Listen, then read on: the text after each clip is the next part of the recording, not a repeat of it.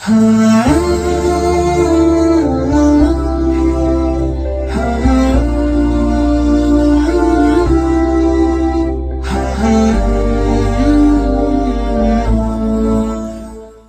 باللہ من الشیطان الرجیم، بسم اللہ الرحمن الرحیم، استغفر اللہ ربی و اتوب الیہ۔ ناظرین محترم، ہم آپ کے سامنے مسلسل روحانی بیماریوں کا قرآنی علاج کے عنوان سے گفتگو کر رہے ہیں۔ آج کا جو عنوان ہے وہ ہے دوسروں کا مذاق اڑانا، اور یہ ایک ایسا گناہ ہے جس میں ٹھیک ٹھاک لوگ ملوث ہیں۔ دوسروں کا مذاق اڑانا یعنی دوسروں کی عزت کو پامال کرنا، دوسروں کی توہین کرنا۔ حالانکہ اللہ نے مومن کی عزت بہت، اس کے مال سے بھی زیادہ اہمیت اس کی عزت کو دی ہے۔ جس طرح سے کسی کے مال میں ہم خیانت نہ کریں، مال کو برباد نہ کریں، اسی طرح مومن کی عزت کو بھی برباد کرنے کا حق نہیں ہے۔ بہت سے گناہ ایسے ہیں کہ صرف مذاق اڑانے کے چکر میں انسان انجام دے دیتا ہے، جیسے دوسروں کی غیبت کرنا، دوسروں کی توہین کرنا، حسد، جھوٹ۔ اس لیے کہ جب بات مذاق کی آتی ہے تو انسان کا بس ایک ہی پیشہ ہوتا ہے کہ ہم ایک ایسی بات کہیں کہ جس سے لوگ اس کا مذاق اڑائیں اور ہم بھی مذاق اڑائیں۔ مذاق اڑانا، اس کی اصل وجہ کیا ہے؟ اگر انسان غور و فکر کرے تو مذاق اسی وقت اڑائے گا جب وہ اپنے آپ کو دوسروں کے مقابلے میں بہتر پائے گا، یعنی تکبر کرے گا، غرور کرے گا۔ اس کی وجہ سے پھر غرور کا لازمہ یہ ہے، تکبر کا لازمہ یہ ہے کہ جب میں خود کو سب سے بڑا بتاؤں تو دوسروں کو ذلیل کر کر، دوسروں کا مذاق اڑا کر پہلے اسے چھوٹا ثابت کروں۔ یہ غرور کی بنیاد پر انسان پھر دوسروں کا مذاق اڑاتا ہے۔ مگر ایک آیت میں سورہ توبہ کی اہم آیت ہے جس میں مذاق اڑانے والوں کے لیے اللہ رسول سے کہہ رہا ہے، یا نبی اللہ استغفر لہم او لا تستغفر لہم، آپ ان کے لیے استغفار کریں یا استغفار نہ کریں۔ اگر آپ ان کے لیے 70 مرتن، اگر 70 مرتبہ بھی استغفار کریں گے تبھی اللہ اس استغفار کو قبول نہیں کرے گا۔ دوسروں کا مذاق اڑانا یہ اتنا برا کام ہے کہ رسول سے خدا کہہ رہے کہ اگر آپ یہ منافقین، ان کے لیے اگر آپ 70 مرتبہ بھی استغفار کریں گے نا تو یہ ان لوگوں نے جو مذاق اڑایا ہے یہ گناہ بخشا نہیں جائے گا، اس گناہ کو معاف نہیں کیا جائے گا۔ خود انسان سوچے، ہم کسی کا بھی چلتے پھرتے کسی کا بھی مذاق اڑا دیتے ہیں، جب نبی واسطہ بنے اور اس کے بعد اس میں مغفرت نہیں ہے تو ایسے کاموں سے ہم لوگوں کو پرہیز کرنا چاہیے۔ اب اس میں جو بہت اہم چیز آتی ہے وہ یہ ہے کہ آدمی مذاق کیوں اڑاتا ہے؟ مذاق اڑانے کی کئی وجہ ہیں۔ پہلی، پیسہ، دولت انسان کو مجبور کر دیتی ہے کہ انسان وَيْلٌ لِكُلِّ هُمَزَةٍ لُمَزَةٍ الذی جمع مالا وعددہ، یہ مال کا جمع کرنا یہ خود بخود دوسروں کے لیے مذاق اڑانے کا سبب فراہم کرتا ہے۔ اس سورہ کے اعتبار سے کبھی کبھی مذاق اڑانے کی وجہ علم ہوتا ہے۔ بہت سے لوگ اپنے علم پر فرحوا بما عندہم العلم، وہ لوگ اپنے علم پر بہت ناز کرتے تھے، تو علم کی بنیاد پر بھی انسان مذاق اڑاتا ہے، دوسرے کو جاہل ثابت کرے گا، خود کو عالم ثابت کرے گا۔ اور تیسرا، جسم کی مضبوطی کی بنیاد پر، جسم میں طاقت کی وجہ سے بھی دوسروں کو ہمیشہ دوسروں کی توہین یا ان دوسروں کا مذاق اڑائے گا۔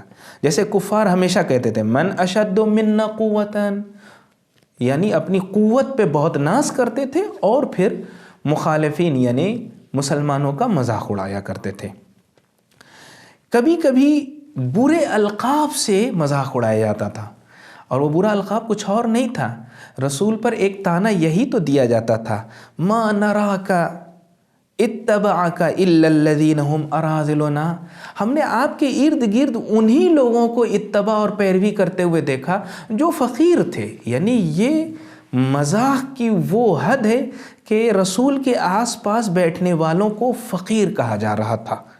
کبھی کبھی انسان تفریح میں، مذاق میں، یعنی کوئی نہ اس کو بہت مستقبل میں کوئی فائدہ ہونے والے کچھ لین دین نہیں ہے، بس یہ کہ بس لوگ ہنسیں، اسی لیے مذاق اس بنیاد پہ بھی کر دیتا ہے اور دوسروں کو ہنسانے کے چکر میں اپنے ایمان کو ضائع کر دیتا ہے۔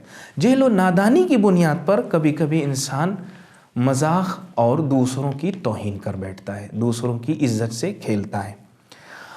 مذاق کرنے والوں کو اپنے انجام پر نظر رکھنی چاہیے۔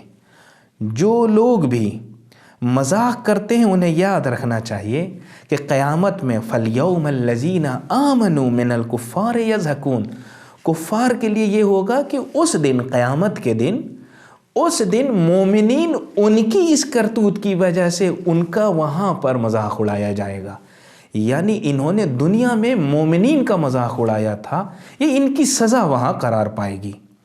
دوسرا یہ ہے کہ مذاق اڑانے والا، اس کو سزا اسی دنیا میں مل جاتی ہے۔ ان تسخروا منا فإنا نسخر منکم کما تسخرون، جس طرح تم نے میرا مذاق اڑایا اسی طرح تمہارا مذاق اڑائے۔ یہ سیدھی سی بات ہے، آج اگر ہم کسی کا مذاق اڑائیں گے کل ہمارا مذاق اڑائے، ہم آج کسی پر ہنسیں گے ہمارے اوپر بھی ہنسا جائے گا۔ روز قیامت جو لوگ مذاق اڑاتے ہیں، کسی کو ذلیل کرتے ہیں، کسی کو توہین کرتے ہیں، ان کے لیے قیامت کا دن بہت سخت ہوگا، حسرت والا دن ہوگا۔ مذاق اڑانے والے کے لیے سب سے سخت لمحہ یہ ہے کہ اس کی جان بہت آسانی سے نہیں جائے گی، روح بہت تکلیف کے ساتھ نکلے گی۔ اب مسئلہ یہ ہے کہ مذاق اڑانے والا جو ایک روحانی بیماری ہے، کسی کا بھی مذاق اڑانا، اس سے بچنے کا راستہ کیا ہے؟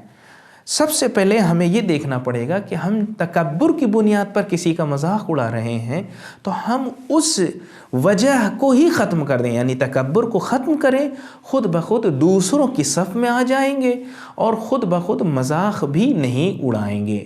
یعنی ہمیں اگر کسی بھی بیماری کے نتائج کی اگر خبر ہو جائے کہ اس کی وجہ سے جہنم میں جاؤں گا، تو اگر یہ معلوم ہو جائے گا تو پھر ہم اس برائی اور اس بیماری سے بچنے کی کوشش کریں گے۔ اور پھر سورہ حجرات کی اس آیت پہ عمل کرنا چاہیے جو بہت اہم آیت ہے، جس میں خدا ارشاد فرما رہا ہے، اے ایمان والو، یا ایھا الذین آمنوا، اے ایمان والو، لا یسخر قوم من قوم، ایک قوم دوسرے قوم کا مذاق نہ اڑائے۔ ریزن اور علت بھی بہت اچھی بتائی اللہ نے، عسیٰ ان یکون خیرا منہ، ہو سکتا ہے کہ جس کا تم مذاق اڑا رہے ہو وہ تم سے بہتر ہو، جس کی توہین کر رہے ہو وہ تم سے عمل میں، عقیدے میں، ایمان میں، ہر اعتبار سے اچھا ہو۔ ولا نساء من نساء، اور ایک عورت دوسری عورت کا بھی مذاق نہ اڑائے۔ عسیٰ ان یکون خیرا منہن، ہو سکتا ہے کہ کوئی اس میں سے، وہ جس کا تم مذاق اڑا رہے ہو وہ اس سے بہتر ہو۔ یعنی مذاق اس لیے بھی نہ اڑایا جائے کہ جس کا ہم مذاق اڑا رہے ہیں ہو سکتا ہے وہ اللہ کی نظر میں محبوب ہو، وہی اللہ کی نظر میں پسندیدہ ہو، اور جس کے اوپر اللہ کی نظر ہے پھر ہم اس کا مذاق اڑائیں، یعنی اس کا مطلب ہے کہ خدا کی دی ہوئی نعمت یا خدا کی بخشی ہوئی نعمتوں کو جو اللہ نے کسی کو دی ہے اس کا ہم مذاق اڑا رہے ہیں، ان نعمتوں کا مذاق اڑا رہے ہیں، یا اس نعمت کے دینے والے یعنی خدا کا مذاق اڑا رہے ہیں۔ آخر میں خدا سے دعا، خدایا ہمیں اس مہلک بیماری جو عام ہر انسان اس میں ملوث ہے، اس سے بچنے کی توفیق عطا فرما، آمین یا رب العالمین۔